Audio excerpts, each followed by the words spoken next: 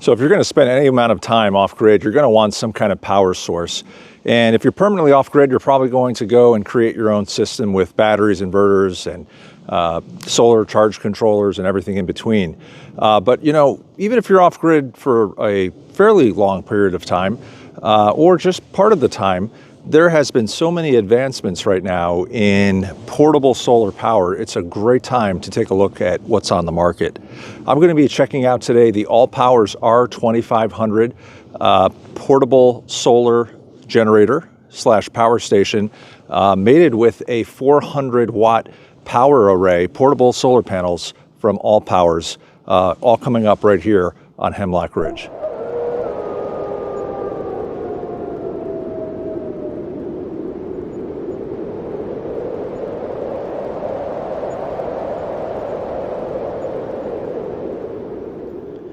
Now, what's great about solar power and all of these all-in-one units is there has been major advancements in the technology in the last few years. Not only are these units becoming less expensive, they're becoming more powerful as well too.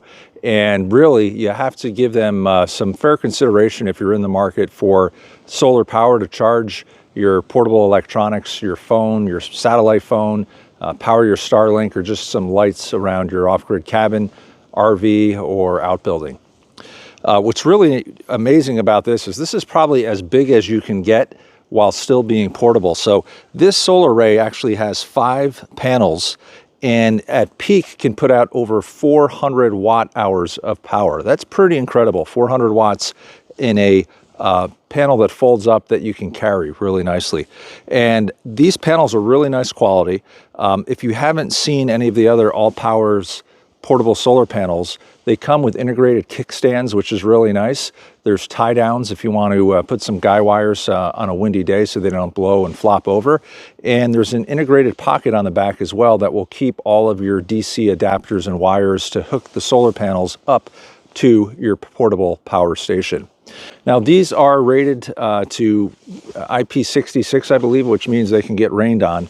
They're not supposed to be submerged in water, obviously, but it is very clear that these aren't meant to be permanent solar panels. If you put these up in your yard for a year and so forth, you're probably going to have some failure of these panels because they are meant to be portable for, you know, a weekend, a week at a time, those sorts of things when you're off grid. What's nice though is they're really easy to fold up. It literally takes less than 15 seconds to fold these panels up into a large suitcase size and just clip the straps together, nice carrying handle, and you can throw these in the back of your truck or in your cabin, wherever it might be. What's nice too is with these kickstands, you know, they really have a great angle, so you're going to be able to hit the sun, and you can move them during the day too to kind of follow the trajectory of the sun to get the most amount of power. So these are really nice. You could get some cable extensions as well. Keep your power station inside your cabin. Put these outside when you need to use them as well too. And again, really nice. I mean, this is almost like a portable solar farm.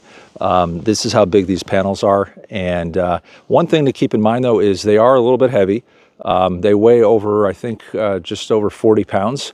So, you know, this isn't something you're going to just carry back into the woods with you on a regular basis. If you're car camping, RV camping, storing them in your cabin, easy to pull them out. But because of the capacity and the size, comes a little bit of weight with these as well too. And right here is the R2500 solar generator. This is also a power station. So if you don't want to hook it up to solar, you can go ahead and charge it at home off the grid, bring it with you. It's going to have over 2016 watt hours of power. If you're new to solar, that means you could actually generate or extract over 2,000 watts of power from this unit over the course of 1 hour. So if you have a 1,000 watt microwave, that means you can run it for 2 hours continuously before this is depleted. If you're only running a 5 watt light bulb, you're going to have over 400 hours of power in this unit until it gets depleted. So it is actually -8 degrees Celsius today. It is freezing for the beginning of March. For the folks who use Fahrenheit, that's about 19 degrees. Let's go inside and we're going to go ahead where it's a little bit warmer and we'll check out the electronics and the power on the actual power station itself.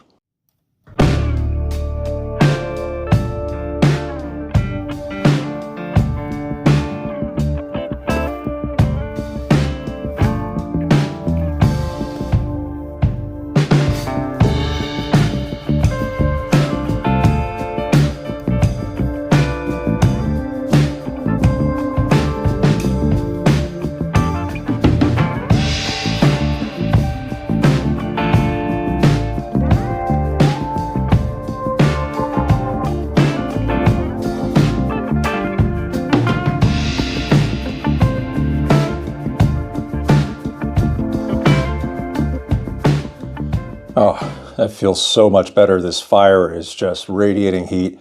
It feels awesome because it is just so cold outside today. But, wanted to tell you a little bit more about the really exciting piece of this system is the actual power station, the R2500 from AllPowers. And what's nice about this unit is it's really no frills, but it has everything that you need. It is very simple to operate. You turn it on and you've got, again, over 2,000 watt hours of power, 2016 to be exact.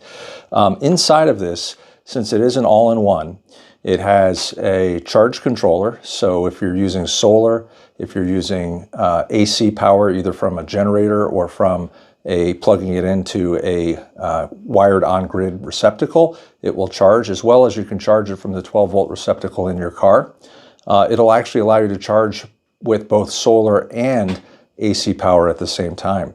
And then it has an inverter that's going to take that battery power, that 12-volt battery power, change it to 120 volts to operate any of your appliances that use standard 120-volt power. And it's also got a number of DC ports on here, both USB-C and USB-A as well too. The underlying technology here is a lithium iron phosphate battery. And you've probably seen these LiFePO4 batteries for lithium iron phosphate.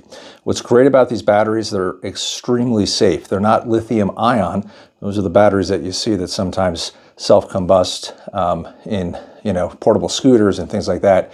They're very safe. They can be recharged thousands of times. They have a very, very deep depth of discharge, which means you can run this all the way down to near zero and it will not harm the battery. And there's all kinds of electronics built in here to make sure that the battery is maintained. So if the temperature gets too low, it shuts off charging below 32 degrees or 0 degrees Celsius, which is freezing. If the temperature gets too high, it will shut off charging as well too. You can discharge this though, even if it's below freezing, which is fantastic. And ultimately, it's going to make sure that that battery stays in tip-top shape for many, many, many years to come and thousands of charge cycles.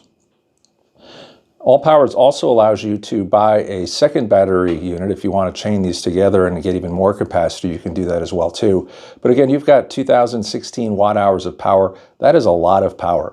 And that's why this is a little bit of a bigger unit, because this is probably as big as you want to get in a portable unit. It does weigh over 60 pounds, so it is a little bit heavier. That's the downside of a large capacity unit like this. However, this can power your entire cabin. It can power your RV for some time and a whole lot more.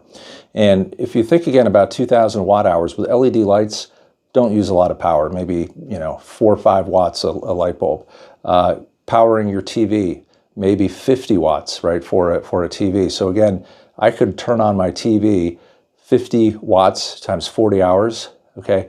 That would be 2,000 watt hours. That would be the capacity of this to be able to run a TV for 40 hours straight without shutting it off before this is depleted. And that assumes that you're not putting any juice back into this. Again, if you're charging it during the day when the sun's out through the solar panels, 400 watts of peak power through the portable solar panel array would mean that you could charge this in 5 hours.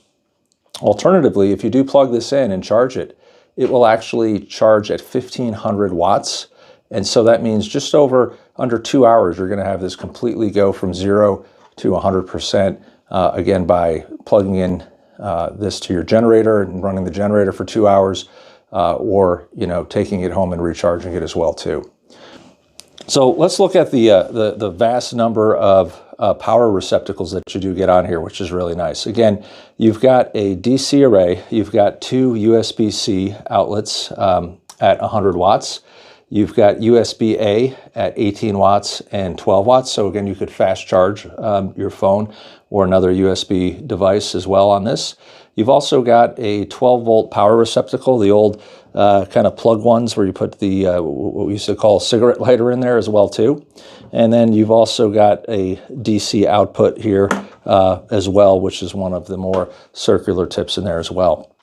What I really like though is you do get actually 5 different outlets to run AC off of. So you've got 20 amp, 120 volt standard receptacles here as well, with a ground and so forth.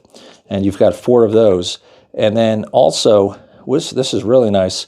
For those of you who have an RV, in the middle, you've got a 30 amp style plug, so you can actually plug your RV right into this without an adapter. Now it is capped at 20 amps, but you don't need to have an adapter. You can actually use the cord right on your RV to plug into this unit as well too, which is really fantastic.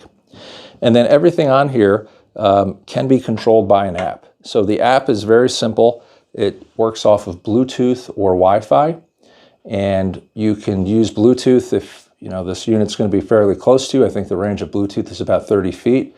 Wi-Fi is going to give you farther range if this is maybe in a building that you're going to be a couple hundred feet away from. And with the app, I can quickly change the modes from AC and DC to turn those on and off. I can see how much power is remaining in the unit, how fast it's charging.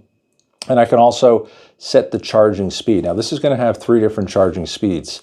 There is a silent speed, which is going to charge slower, so the fan doesn't come on much. There's a standard, and then there is a turbo mode, which will actually charge it as fast as possible, but it's going to, because it's running faster or charging faster, create more heat, and the cooling fan will actually run faster as well to accommodate that high level of charge. And so you can control that by the app, depending on the noise level you want with the fan as well too.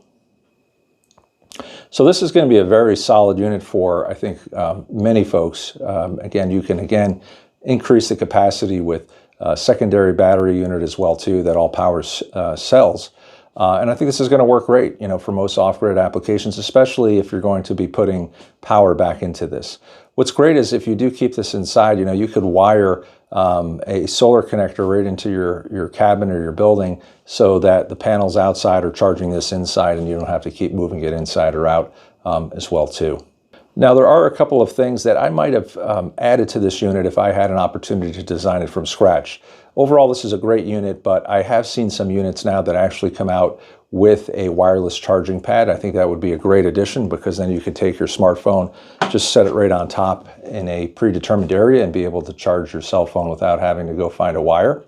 And the other thing is for those who are going to be using this with an RV and they are boondocking without power and they want to set up their solar panels and also leave this outside of the RV, there's no real way to lock this up. So I would have liked to seen a way that I could have run a cable lock through this and then locked that cable lock to the frame of the RV or the trailer, for instance, so that someone doesn't grab it and walk away with it. But, those are some suggestions. Maybe you'll see that come out on a future model as well, too. So that's going to do it. That is the AllPowers R2500 portable power station and solar generator, along with the AllPowers 400 watt solar panel array. Best way to learn more about this is to check out the link in the description. I'll put it down there for you as well too. And all in all, I think this is a very, very solid unit. Great capacity, great surge capacity, and would work for the majority of folks that just need a little bit of power off-grid with a all-in-one unit that is plug and play.